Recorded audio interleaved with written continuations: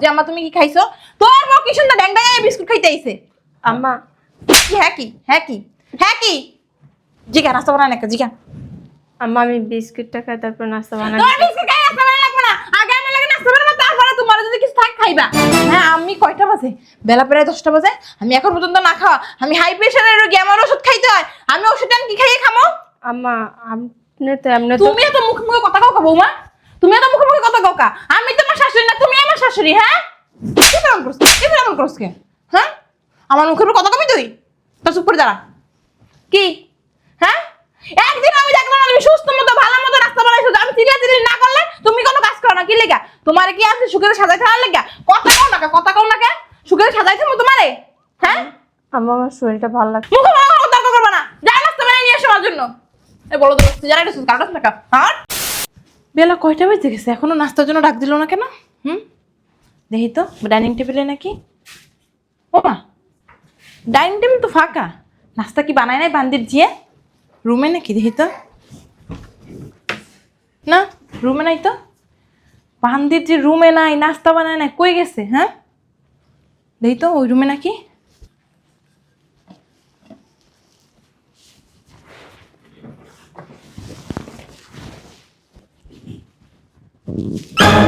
বাবা রে বাবা, বান্দির জি আমারে নাস্তা না দিয়া ও সোপাই বইয়া নাস্তা খাইতেছ। নাস্তা ওর জনমের নাস্তা আমি খাওয়াইতেছি।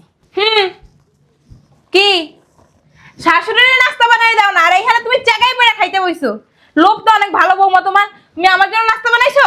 হ্যাঁ তুমি যে খাইতে বইছো।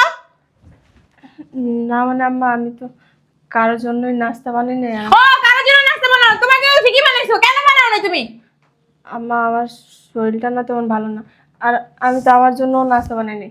ওই যে কালকে মেহমান আসলো না, কয়েকটা বিস্কিট ছিল, ওইটা আমি নিয়ে আসছি খাওয়ার জন্য। দেখছস তোর বড় অবস্থা দেখছস? বল ওদের বাচ্চা বল, বউরে কিছু কয় না, বউরে মাথায় তুলে রাখে। এই তোর বউ যে সকাল থেকে নাস্তা বানায় নাই, আমি যে না খাই রইছে, তুই জিজ্ঞেস একবারও যে আম্মা তুমি কি খাইছো? তোর বউ কি সুন্দর ড্যাংডাঙায় বিস্কুট খাইতে আইছে। আম্মা কি জিগা নাস্তা বানায় নাকি জিগা। আম্মা আমি বিস্কিটটা খাই তারপর নাস্তা বানাই। তোর বিস্কুট খাই নাস্তা বানায় লাগবে না, আগে আমার লাগে নাস্তা বানাবো, তারপরে তোমার যদি কিছু থাক খাইবা। হ্যাঁ আমি কয়টা বাজে? বেলা প্রায় 10টা বাজে, আমি এখন পর্যন্ত না খাওয়া। আমি হাই প্রেশারের রোগী, আমার ওষুধ খাইতে হয়। আমি ওষুধটা কি খাইয়ে খামো? আম্মা আপনি তো এমনি তো তুমি এত মুখে মুখে কথা কাও বৌমা, তুমি এত মুখে মুখে কথা কাও। আমি তোমার শাশুড়ি না, তুমি আমার শাশুড়ি। হ্যাঁ কি এমন করছ কে? হ্যাঁ আমার মুখের উপর কথা কবি তুই? তো চুপ করে দাঁড়া। কি হ্যাঁ একদিন আমি দেখলাম না তুমি সুস্থ মতো ভালো মতো রাস্তা বানাইছো, আমি চিল্লাচিল্লি না করলে তুমি কোনো কাজ করো না। কি লেগা তোমার কি আছে সুখের সাজাই থাকার লেগা? কথা কও না কে সুখের সাজাই থাকবো তোমারে? হ্যাঁ আম্মা আমার শরীরটা ভালো লাগছে। মুখে মুখে তর্ক করবে না, যাই নাস্তা বানাই নিয়ে আসো আমার জন্য। এই বলো তো যারা এটা কাটাস না কা। আর এই বিস্কিট আর খাওয়া লাগবে না, আবার খাইতে বললে কোন যুদ্ধ জানি শুরু। আগে যে আমার নাস্তা বানাই দিই, তারপর আমি খাইলেও আসি না খাইলেও আসি। আরে না আর কইস না আফা, কি একটা মাইয়া বিয়ে করাইছি, ফকিন্নির বাচ্চা, না আছে রূপে না আছে গুণে, কাম কাজ তো পারে না। কাম কাজ বইলা বইলা কন লাগে। আবার কি করে জানাস, প্রত্যেকদিন সকালে উঠে নিজের নাস্তার আগে বানাই খায়, আমার জন্য কোনো নাস্তাই বানাই না। আমি ভালো দেখে মেয়ে রাখছি, অন্য কোনো শাশুড়ি হলে মেয়ে লাথি মেরে বের করে দিত। হ্যাঁ আম্মা আপনার পানি। আবার রাখতো। এই বোমা, তোমার কি কোনো কমন সেন্স নাই? তুমি যে একটা সময় ফোনে কথা বলি, আর কারো রুমে যদি ঢুকতে হয় পারমিশন নিতে হয়, পারমিশন নিছ আমার? হ্যাঁ আম্মা আপনি তো পানি চেয়েছিলেন। পানি চাইছি, তুমি ওইখানে আমার জিজ্ঞাসা করবো যে আম্মা আসবো বলছো? হ্যাঁ যাও, বাপ মা কোনো শিক্ষা দীক্ষা দেয় নাই, অশিক্ষিত ফ্যামিলি, অভদ্র কথা জানো, বিয়াদব, যখন তখন আমার রুমে ঢুকবা না। কি কি হইছে? আম্মা ওই যে আমি একটু বাইরে যেতে চাচ্ছিলাম, আমার বন্ধু বান্ধবদের সাথে একটু মানে আড্ডা দিতে। তোর বউ কি তোর লাগে যাইবে? না। ঠিক আছে যা, আর টাকা পয়সা কম খরচ করবি, যা। ওয়ালাইকুম আসসালাম। একটু মোর মতো ঘরের মধ্যে বসে থাকতে পারি না। বাবা রে বাবা, একটু আফার লগে কথা কইতে বসছিলাম, আইছে ফকির নিউজ আইয়ে দেখছো ঘরের ভিতরে মশা। ওরা কইছি মশা মারে স্প্রেটা মারিস রুমের ভিতরে, তাও মারে না। হ্যাঁ ফাঁকা দেশের হইলোটা কি, ফেসবুকে ঢুকলেই এর বউ লইয়া গেছে, 2 বাচ্চার মা পরকিয়া করে, হ্যাঁ বুইনের লগে, বুইন জামাই ভেগে গেছে, কি একটা অবস্থা। ঢুকাই যায় না ফেসবুকে। আসো আসো। আম্মা, ওই যে তোমার বৌমা বলছিল ওর শাড়িগুলো সব পুরানো হয়ে গেছে, ওকে একটু শাড়ি কিনতে নিয়ে যায় মার্কেটে। কই নিয়ে যাবি? মার্কেটে শাড়ি কিনতে। আমি বুঝলাম না, ওর বাপের বাড়ি থেকে একটা শাড়িও দেয় নাই। হ্যাঁ, তুই কোন আর শাড়ি কিনে দিবি না? ওর বাপে আসুক, ওর বাপে এসে দেখুক তার মেয়ে কি কাপড় পরা, এই দেখা তারপর ওর বাপের কাপড় কিনে দিব, তারপরও পরবো। তুই একটাও কাপড় ওরে কিনে দিবি না, বুঝছস? মনে থাকবো। হ্যাঁ, আদিক্ষেতা বললে দরদ তুলাই পরে আদিক্ষেতা করস না, শয়তানের বাচ্চা। তোরে আমি কইছি তোর বড় কাপড় কিনে দেখবারও কইছি? তোর সাহস কিভাবে হলো তুই আমার কাছে সেই কথা বলার? আর পোলারে কি রুমের বদলে ফুসলাও? হ্যাঁ, এইটা কও মার বিরুদ্ধে যাইয়া। হ্যাঁ, এই কাপড় কি মানুষে পরে না? আর দেখো, আর তোমার বাপে কেমন পুরুষ? হ্যাঁ, কেমন বাপ যে মাইয়ারে পারে না 5টা শাড়ি কিনে দিয়ে দিতে?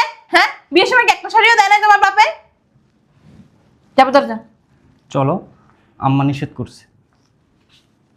আম্মা নিষেধ করছে?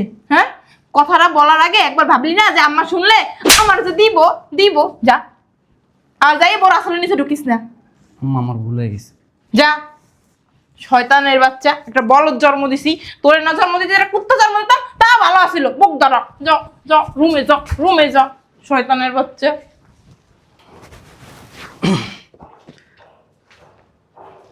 তুমি এখানে?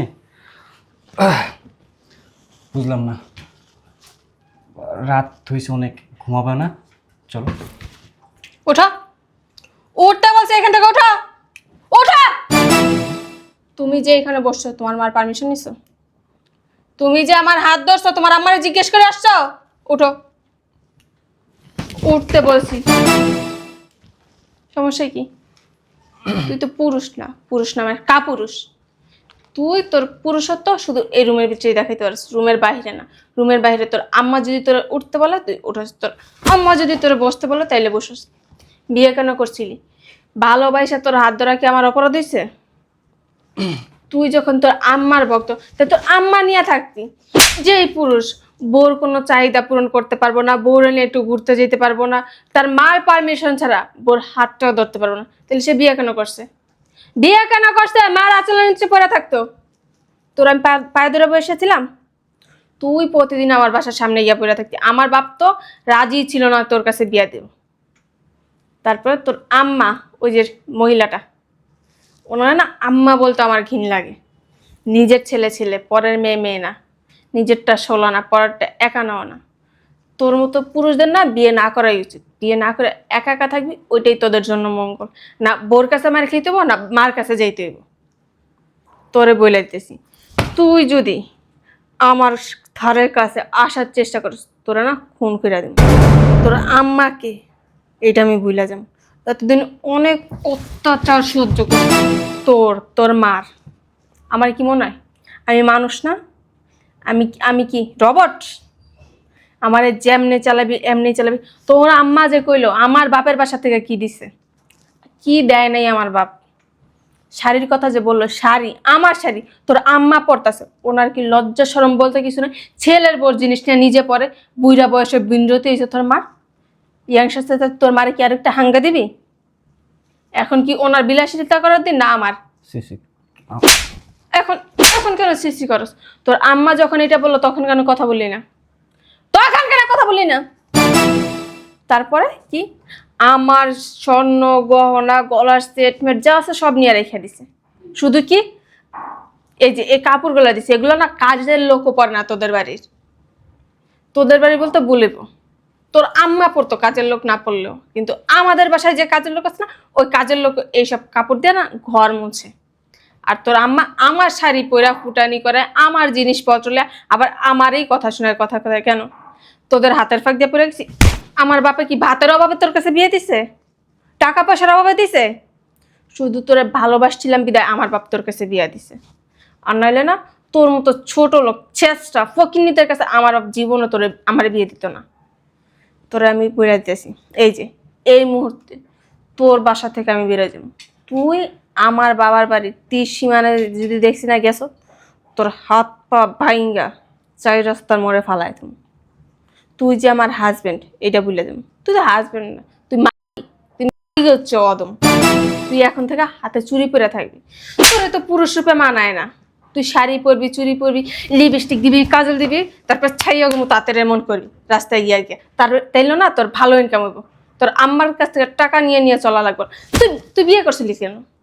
তোর বিয়ে করার আগে মনে ছিল না আমি বউ চালাইতে পারবো না? তুই এত বড় বাচ্চা, তোরে যদি দেখছি না আমি আমার বাপের আশেপাশে বা আমাদের বাড়ির আশেপাশে, তখন তোরে খুন করে ফেলবো। অনেক সহ্য করছি তোদের অত্যাচার, আর না। তোর এই ঘরের ভিতরে তুই আর তোর আম্মা শুয়ে থাকবি। এত বড় বাচ্চা। এই শোনো শোনো শোনো শোনো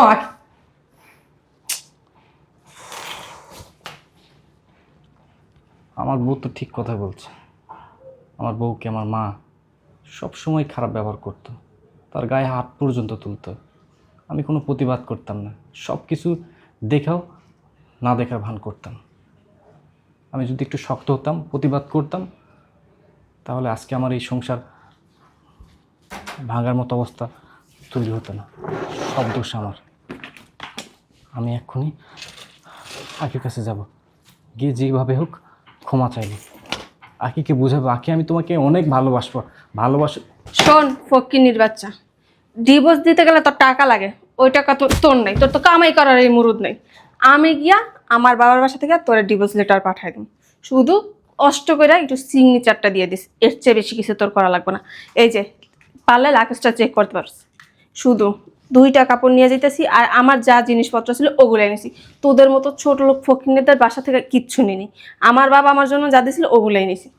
আবার চইলা যাওয়ার পরে তুই আর তোর মা বলিস না যে তোদের বাসার জিনিসপত্র চুরি করে নিয়ে গেছি। দেখো তুমি কি দেখবো? কি দেখবো? তোরে বলছি না তুই হাতে চুরি পইরা থাকবি, কি দেখবো? আর একটা কথা বলবি তোর, তুই আমার তীরসীমা নাবি না। তুই না, তুই ছেলে হওয়ার যোগ্য কিন্তু কারো স্বামী হওয়ার যোগ্য না। দোয়া করি তোর মতো ছেলে প্রত্যেকটা মায়ের হোক, কিন্তু তোর মতো স্বামী যেন কোনো মেয়ের না হয়। আমি আমার ভুলটা বুঝতে পারছি। তুই কি বুঝতে পারছিস? 3 বছর পর যখন আজকে আমি মুখ খুলছি, তখন তুই তোর নিজের ভুল বুঝতে পারছ। কেন এতদিন তোর মনে ছিল না যখন তোর মা কথায় কথায় আমার অত্যাচার করতো? আমি এই বাসায় বউ হয়ে আসার পর থেকে তোর মা 2টা কাজের লোক ছিল, দোনোটা বিদায় করে দিছে। কি আমার কি জান নাই? উঠতে বসতে তোর মা আমার গায়ে হাত তুলতো। একটা কাজের লোকের সাথেও মানুষ এরকম ব্যবহার করে না, তোর মা আমার সাথে যেরকম ব্যবহার করছে। শোন, যদি বিয়ে করতে হয় না, যেদিন পুরুষ হবি ওদিন বিয়ে করবি। কি বলে তুই তো বিয়ে করছ, তুই বিয়ে করে তোর লাইফ না, তুই আমার লাইফ নষ্ট করছ। যেদিন হাজবেন্ডের মতো হাজবেন্ড হতে পারবি ওদিনই না বিয়ে করিস। আর তোর সাথে না আমার সংসার করা হবে না। মানুষ ভুল একবারই করে, বারবার করে না, এটা মাথায় রাখবি। আল্লাহ হাফেজ। তোর মারে নিয়ে সুখে থাকিস, শান্তিতে থাকিস।